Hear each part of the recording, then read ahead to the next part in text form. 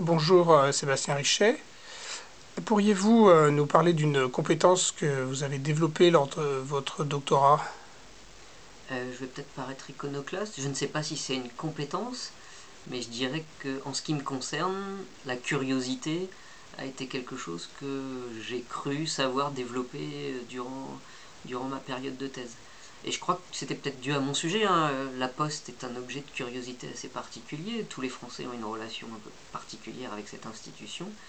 Et lorsqu'on ouvre ses archives et qu'on s'aperçoit de sa place dans l'histoire sociétale, politique, économique, culturelle de la France, je crois qu'il faut être curieux pour dépasser les idées reçues. Donc la curiosité historique dans la démarche, moi, m'a rendu service parce qu'elle m'a permis de découvrir des sujets ou de mettre en valeur des sujets que des historiens avaient peut-être oubliés dans l'historiographie classique. D'où l'intérêt d'autres historiens pour les travaux des docteurs en histoire qui ont fait émerger des thèmes parfois ignorés.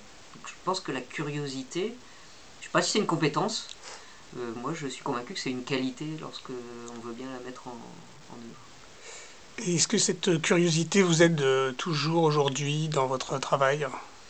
Et ben en fait totalement, parce que la Poste s'est transformée, elle n'est plus une administration, elle est devenue une entreprise, elle a, alors complexifié non, pour elle elle a simplifié son mode de fonctionnement, mais malgré tout, pour le Kidam c'est devenu très compliqué, et si on n'est pas curieux de la façon dont la Poste fonctionne, et si on n'est pas curieux des gens pour les rendre curieux de ce que vous faites en matière d'histoire dans une entreprise comme la Poste, parce qu'il y a peut-être 90% des postiers qui ne savent pas que mon service existe et n'ont pas la moindre idée de ce qu'on peut y faire au quotidien, et ben, si vous ne les rendez pas curieux d'être curieux, ça ne fonctionne pas en fait. On ne génère pas des remarques, des échanges et de l'intérêt pour tel ou tel programme de recherche. Je vais prendre un exemple.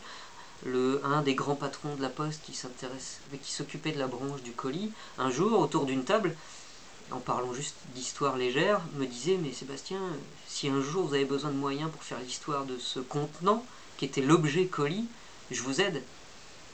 Et alors en plus de la curiosité, il faut peut-être de l'effronterie ou de la réactivité, mais j'ai osé, je suis allé le voir et je lui ai dit: ben voilà, ça coûterait ça pour faire une recherche d'histoire à plusieurs historiens pendant 3 ans.